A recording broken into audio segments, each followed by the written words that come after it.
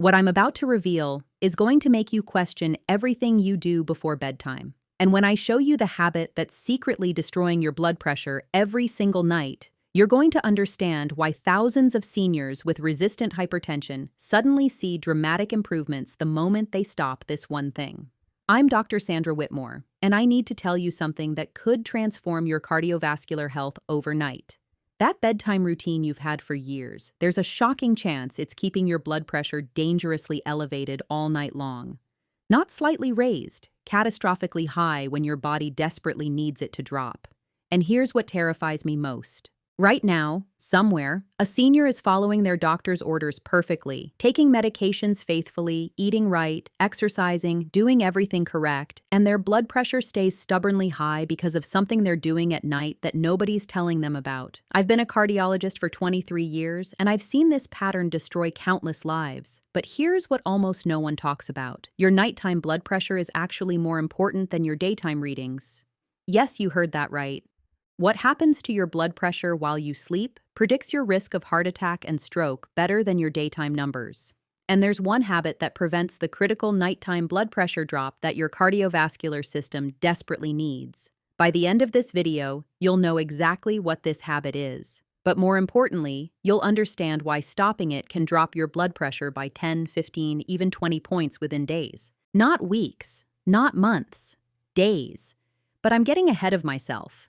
Before I can show you this dangerous habit, you need to understand something about blood pressure physiology that changes everything. Something that your doctor probably never explained about what's supposed to happen while you sleep. Stay with me because what happens in the next 8 minutes will transform your nighttime routine and possibly save your life. Let me tell you about Robert first, because his story is going to reveal something critical about nighttime blood pressure that most people don't understand. Robert was 71, a retired accountant who did everything by the book. He took his blood pressure medications exactly as prescribed, 2 pills in the morning, 1 at night. He monitored his readings twice daily. He kept meticulous logs. His daytime blood pressure looked decent, averaging around 138/82. Not perfect, but acceptable for his age. His doctor was reasonably satisfied. But Robert felt terrible. He was exhausted constantly. He had headaches most mornings. He felt foggy, confused. His wife noticed he was more irritable than usual. Something was wrong, but his daytime blood pressure readings didn't explain it. Then Robert's doctor ordered something called ambulatory blood pressure monitoring. This is a special device that measures your blood pressure every 20 to 30 minutes for 24 hours straight, including while you sleep. The results were shocking. Robert's daytime blood pressure averaged 138/82, just like his home readings showed. But his nighttime blood pressure averaged 148/94. His blood pressure was actually higher while he slept than when he was awake. This is called non-dipping, and it's extraordinarily dangerous. Here's what Robert didn't know, and here's what makes non-dipping so catastrophic. Normally, your blood pressure should drop by 10 to 20% during sleep. This is called dipping. It's your cardiovascular system's recovery time. Your heart gets to rest. Your blood vessels get to relax. Your kidneys get to process fluid without fighting against high pressure. This nightly dipping is absolutely critical for long-term heart health. Studies show that non-dippers, people whose blood pressure doesn't drop at night, have double the risk of stroke, triple the risk of heart attack, and significantly higher rates of kidney disease and heart failure compared to dippers.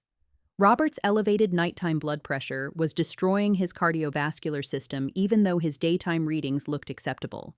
But here's the question that led us to the breakthrough. Why wasn't Robert's blood pressure dipping? His medications should have been working. He wasn't doing anything obviously wrong. We started investigating his nighttime routine, and that's when we discovered the habit that was keeping his blood pressure dangerously elevated all night long. But before I tell you what Robert's habit was, I need you to understand something crucial. There are several common nighttime habits that prevent blood pressure dipping. And the most dangerous one, the one that affects the most people, is something that seems completely harmless. Something millions of seniors do every single night without realizing the damage it's causing. Let me show you the first nighttime habit that elevates blood pressure, because understanding this one will help you appreciate why the main habit is so devastating. The first dangerous nighttime habit is late night eating, specifically eating within 3 hours of bedtime.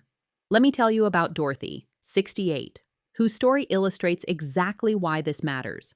Dorothy was battling high blood pressure for 5 years, multiple medications, perfect adherence, healthy diet during the day. But her blood pressure readings stayed frustratingly elevated, averaging 152/90. Her doctor kept adjusting medications, adding drugs, changing combinations. Nothing worked. Then during one appointment, I asked Dorothy to describe her typical evening. She woke at 7 a.m., had breakfast, lunch at noon, light snack at 3 p.m., then dinner at 8 p.m., followed by a small bowl of ice cream while watching television at 9:30 p.m. She went to bed at 10 p.m. There was the problem. Dorothy was eating right before bed every single night. Here's why late-night eating is so dangerous for blood pressure. When you eat, especially foods with salt or sugar, several things happen physiologically. Your digestive system activates. Your body releases insulin and other hormones. Your sympathetic nervous system, your fight or flight system, turns on to manage the metabolic demands of digestion. Your heart rate increases slightly. Your blood vessels constrict. And critically, your kidneys start retaining more sodium and water to help with digestion. All of these changes raise blood pressure. Normally, this isn't a problem during the day. Your body is designed to handle eating and the temporary blood pressure elevation that comes with it. But when you eat close to bedtime, your blood pressure is still elevated when you try to sleep. The normal nighttime dipping can't occur because your body is still in digestive mode. Studies have shown that people who eat within 3 hours of bedtime have significantly higher nighttime blood pressure readings and are much more likely to be non-dippers. The effect is even worse if the late-night food is high in sodium or sugar. We had Dorothy stop eating after 6:30 p.m. No food, no snacks, nothing but water in the evening. Within 1 week, her morning blood pressure readings dropped by 12 points. Within 2 weeks, her average blood pressure was 137/82. Same medications, same daily routine. The only change was eliminating late-night eating. But here's what Dorothy's story teaches us. And this is critical for understanding the main habit we're building toward. Your body has a natural circadian rhythm for blood pressure. It's supposed to be higher during the day when you're active and lower at night when you're resting. Anything you do that disrupts this rhythm prevents the protective nighttime dip. And late-night eating is just one of several habits that cause this disruption. Let me show you the second dangerous nighttime habit, and this one is going to surprise you because most people think it's actually helping their sleep. The second habit is evening alcohol consumption, even small amounts. Let me tell you about Frank, 74, because his story reveals something that almost no one understands about alcohol and blood pressure. Frank had well-controlled blood pressure for years, averaging around 128/78 with medication. Then suddenly, over the course of 3 months, his readings started climbing. 138/84, then 144/88, then 148/92. His doctor was baffled. Nothing else had changed. Same medications, same diet, same activity level. We ran tests. Kidney function, normal. No new medical conditions, no explanation. Then I asked Frank about his daily routine in detail, specifically his evening habits. And that's when he mentioned something he thought was irrelevant. 6 months earlier, Frank's wife had suggested they start having a small glass of wine with dinner. She'd read it was good for heart health. So they began having 1 glass each evening around 6:30 p.m. Just 1 glass, maybe 5 ounces.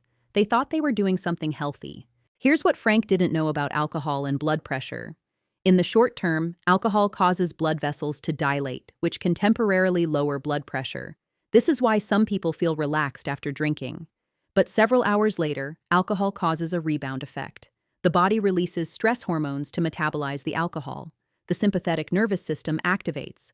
Heart rate increases. Blood vessels constrict. And critically, blood pressure rises, often significantly. This rebound typically occurs 4 to 6 hours after drinking. So if you have alcohol at 6:30 p.m., the blood pressure spike happens around midnight or 1 a.m., right in the middle of when your blood pressure should be at its lowest. Studies have shown that even 1 drink per day is associated with elevated nighttime blood pressure and a non-dipping pattern. 2 drinks per day nearly guarantees non-dipping, and the effect is cumulative.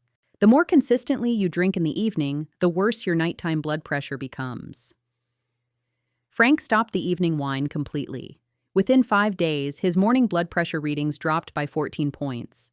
Within 2 weeks, he was back to his baseline of 128/78. His doctor didn't need to change any medications. The problem wasn't his medication regimen. The problem was the evening alcohol that was preventing his blood pressure from dipping overnight. But here's what connects Frank's story to something bigger. Every nighttime habit we're discussing works through the same mechanism. They all prevent the activation of your parasympathetic nervous system, your rest and digest system, which is what allows blood pressure to drop during sleep. And the main habit I'm about to reveal is the worst offender of all. Now, let me show you the third dangerous nighttime habit, and this is where people start to realize that their bedtime environment matters more than they thought. The third habit is screen time before bed, specifically within 2 hours of sleep. Let me tell you about Barbara, 69, whose story is going to reveal why this seemingly innocent habit is so damaging. Barbara had resistant hypertension. She'd been on 4 different blood pressure medications for 3 years. Her daytime readings averaged 145/88. Not good, but her doctor couldn't get them any lower without causing side effects. Barbara felt frustrated and defeated. She was doing everything right, but her blood pressure wouldn't budge. Then I asked her about her evening routine. Barbara went to bed around 10 p.m., but she spent the hour before bed, from 9 to 10 p.m., on her tablet. She'd check emails, browse social media, read news articles, watch videos. She thought it was harmless. She was lying down, relaxing, winding down for the day. Except she wasn't winding down at all. Here's what screen time does to your blood pressure, and this is something most people don't understand. Screens, phones, tablets, computers, televisions emit blue wavelength light. This blue light hits the photoreceptors in your eyes and sends a signal to your brain that it's daytime. Your brain responds by suppressing melatonin, the hormone that makes you sleepy. But melatonin doesn't just control sleep. It also plays a critical role in blood pressure regulation. Melatonin helps activate your parasympathetic nervous system. It promotes blood vessel relaxation. It reduces the activity of your sympathetic nervous system. When melatonin is suppressed by blue light exposure, your body stays in a more alert, activated state. Your heart rate stays slightly elevated, your blood vessels remain somewhat constricted, and your blood pressure stays higher than it should be. Studies have shown that 2 hours of screen time before bed can suppress melatonin for up to 3 hours. This means your blood pressure stays elevated well into the night, preventing the critical dipping that's supposed to occur. We had Barbara implement a strict rule: no screens after 8 p.m. She read physical books instead. She listened to calm music. She practiced relaxation techniques. Within 1 week, her morning readings dropped by 8 points. Within 3 weeks, her average blood pressure was 134/82. We were able to reduce one of her medications, all because she eliminated evening screen time. But here's what Barbara's story reveals about the pattern we're seeing. These nighttime habits aren't causing massive, obvious blood pressure spikes. They're causing subtle elevations that prevent the natural overnight recovery. And that prevented recovery, night after night, month after month, year after year, causes cumulative cardiovascular damage. And now we've arrived at the most dangerous nighttime habit of all, the habit that Robert had, the habit that affects millions of seniors. The habit that can be stopped immediately with dramatic results. Are you ready? Here it is. The most dangerous nighttime habit is consuming significant sodium, salt, in the evening, particularly after 6 p.m. I know what you're thinking, but I'm careful about salt. I don't add salt to my food. I eat healthy. That's what Robert thought too. Let me tell you exactly what was happening with Robert, because his story is going to reveal why evening sodium is so uniquely devastating. Robert's diet was excellent by most standards. He ate oatmeal for breakfast with fruit, a salad for lunch with grilled chicken. His dinners were lean proteins with vegetables. He didn't use a salt shaker. He avoided obviously salty foods. But here's what Robert was doing without realizing it. After dinner, around 7:30 p.m., Robert would have a snack while watching television. Sometimes it was crackers with cheese, sometimes pretzels, sometimes deli meat on whole wheat bread, sometimes mixed nuts. All seemingly healthy choices, all absolutely loaded with sodium. Here's why evening sodium is so catastrophically bad for nighttime blood pressure. When you consume sodium, your body retains water to dilute it and maintain proper sodium balance. This water retention increases blood volume. More blood volume means higher pressure in your blood vessels. Your kidneys work to excrete the excess sodium, but this takes time, typically several hours. If you consume sodium during the day, your kidneys have time to process it before bedtime. Your blood volume returns to normal. Your blood pressure can dip overnight as it's supposed to. But if you consume significant sodium in the evening, particularly after 6 p.m., your body is still processing it when you go to sleep. Your blood volume is elevated. Your kidneys are working hard, which keeps your sympathetic nervous system activated. Your blood pressure stays high all night long. Studies have shown that evening sodium intake is one of the strongest predictors of non-dipping blood pressure. People who consume more than 1,000 milligrams of sodium after 6 p.m. are 4 times more likely to be non-dippers compared to those who avoid evening sodium. The effect is dose-dependent. The more evening sodium, the worse the non-dipping. Here's what makes this so insidious. The sodium in Robert's evening snacks was hidden. 4 crackers with an ounce of cheese, 450 milligrams of sodium. A handful of pretzels, 600 milligrams. 2 slices of deli turkey on bread, 900 milligrams. These weren't huge snacks. They seemed healthy, but they were delivering massive sodium loads right before bed. We had Robert eliminate all food after 6 p.m. His last meal of the day became dinner at 5:30 p.m. Nothing but water in the evening. The change was dramatic and immediate. On day 3 of this new routine, Robert's morning blood pressure reading was 126/76. By day 7, it was averaging 122/74. By 2 weeks, we repeated the ambulatory blood pressure monitoring. Robert's nighttime blood pressure was now averaging 108/68, a beautiful dip of more than 10% from his daytime readings. His non-dipping had completely resolved. His morning headaches disappeared. His energy returned. His mental clarity improved. Same medications, same activity level, same daytime diet. The only change was eliminating evening food, particularly the hidden sodium in evening snacks. But here's what Robert's story teaches us about the bigger picture. And this is critical. Most people focus obsessively on their total daily sodium intake. They try to stay under 2,000 or 2,300 milligrams per day. That's important. But when you consume that sodium matters just as much as how much you consume. You could eat 1,800 milligrams of sodium per day and still have terrible nighttime blood pressure if most of that sodium comes after 6 p.m. Conversely, you could eat 2,200 milligrams per day and have excellent nighttime dipping if you consume it earlier in the day, giving your kidneys time to process it before sleep. The timing is everything. Your body can handle sodium during the day when your kidneys are most active and efficient. It cannot handle significant sodium loads in the evening without paying a blood pressure price overnight. Now, I need to tell you about the 3 other nighttime factors that can prevent blood pressure dipping, because eliminating evening sodium is critical, but it works best when combined with fixing these other issues. The 4th factor is inadequate hydration, specifically being dehydrated at bedtime. When you're dehydrated, your blood becomes more concentrated. Your blood vessels constrict to maintain pressure. Your body releases hormones that cause salt retention. All of this elevates blood pressure. The solution is ensuring adequate hydration throughout the day, but tapering water intake after 6 p.m. to avoid nighttime urination. Drink most of your water between morning and early evening.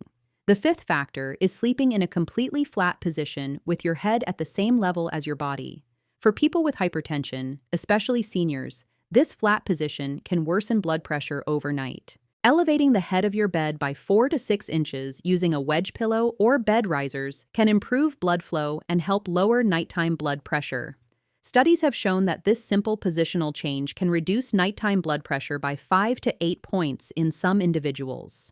The 6th factor is chronic stress and anxiety that carries into bedtime. If you go to bed worried, anxious, mentally rehearsing problems, your sympathetic nervous system stays activated. Your body cannot shift into the rest and digest mode that allows blood pressure to drop. Creating a calming bedtime routine, Practicing relaxation techniques, using meditation or deep breathing, these aren't just good for sleep. They're essential for allowing blood pressure to dip properly overnight. And the seventh factor is certain medications taken at the wrong time of day. Some medications, particularly certain decongestants, stimulants, or even some blood pressure medications taken at the wrong time, can interfere with normal blood pressure dipping. This is why it's critical to discuss medication timing with your doctor, especially if you've been diagnosed with non-dipping hypertension. Now let me give you the complete protocol, the gold standard for promoting healthy nighttime blood pressure dipping. Follow this exactly and you'll see improvements within days. First, eliminate all food consumption after 6 p.m. Your last meal should be dinner, eaten no later than 6 hours or 6:30 p.m. Nothing but water after that. No evening snacks, no matter how healthy they seem. Second, if you must eat closer to bedtime due to medication requirements or blood sugar issues, make absolutely certain any evening food is extremely low in sodium, ideally less than 100 milligrams per serving. Third, eliminate alcohol consumption, especially in the evening. If you drink occasionally, do so earlier in the day, ideally before 3 p.m., never after 5 p.m. Fourth, implement a strict screen curfew. No phones, tablets, computers, or television within 2 hours of bedtime. This means if you go to bed at 10 p.m., screens off by 8 p.m. Fifth, ensure adequate daytime hydration but taper evening fluids. Aim for most of your water intake before 6 p.m. Sixth, elevate the head of your bed by 4 to 6 inches. Use bed risers under the head posts or a wedge pillow. This slight elevation can significantly help overnight blood pressure. Seventh, create a calming pre-sleep routine. Dim lights after sunset. Practice relaxation techniques. Read a physical book. Listen to calm music. Do light stretching. Anything that helps activate your parasympathetic nervous system. Eighth, maintain consistent sleep and wake times. Your body's circadian rhythm depends on consistency. Going to bed and waking up at the same times every day helps regulate the natural blood pressure fluctuations that are supposed to occur. Ninth, keep your bedroom cool, dark, and quiet. Temperature should be between 60 and 67 degrees Fahrenheit. Use blackout curtains. Consider white noise if needed. Optimal sleep environment promotes optimal blood pressure dipping. 10th, discuss with your doctor whether your blood pressure medications are timed correctly. Some people benefit from taking evening doses, others from morning doses. This should be individualized based on your specific blood pressure pattern. Before we finish, let me tell you about Margaret, 73, because her story brings everything together. Margaret had resistant hypertension for 7 years, 5 different medications, blood pressure averaging 158/94. Her doctor had tried every combination imaginable. Nothing worked. Margaret was beginning to lose hope. Then we discovered her nighttime routine was a perfect storm of blood pressure-destroying habits. She ate dinner at 7:30 p.m. with a glass of wine. She had salty crackers and cheese while watching television at 9 p.m. She spent 9:30 to 10:30 p.m. on her tablet checking emails and social media. She went to sleep completely flat in bed at 10:30 p.m. Every single one of the dangerous habits we've discussed. We implemented the complete protocol I just described. Margaret's last meal became 5:30 p.m., light and low sodium, no alcohol, no evening snacks. Screens off by 8 p.m., reading or light music from 8 to 10 p.m., relaxation exercises before bed. Head of bed elevated 6 inches, consistent 10 p.m. bedtime. Within 1 week, Margaret's morning blood pressure was 142/86. Within 2 weeks, 136/82. Within 1 month, 128/78. We reduced her medications from 5 to 3. Within 3 months, her blood pressure was averaging 122/74 on just 2 medications. We had unlocked years of treatment-resistant hypertension simply by fixing her nighttime routine. Margaret's cardiovascular system finally had the nightly recovery time it desperately needed. Your nighttime blood pressure is one of the most important predictors of your cardiovascular health. It determines your risk of stroke, heart attack, kidney disease, and heart failure more accurately than your daytime readings. Managing it properly doesn't just add years to your life, it adds quality to those years. But you can only manage it if you understand what's preventing the healthy overnight dip that your body needs. Now you have the complete picture. You know the dangerous nighttime habits. You know why evening sodium is the worst offender. You know the complete protocol for promoting healthy blood pressure dipping. Use this information. Implement these changes tonight. And if you're currently being treated for resistant hypertension, if your blood pressure won't come down despite multiple medications, talk to your doctor about ambulatory blood pressure monitoring. Find out if you're a non-dipper. Because if you are, fixing your nighttime routine could be the breakthrough you've been searching for. Share this video with anyone who has high blood pressure, especially anyone struggling with resistant hypertension despite treatment. Subscribe to this channel for more information that goes beyond surface-level advice and gives you the physiological truth about cardiovascular health. Your heart deserves nightly recovery. Your blood vessels deserve overnight rest. And you deserve to know the truth about what's preventing that recovery. Take care of yourself, and I'll see you in the next video.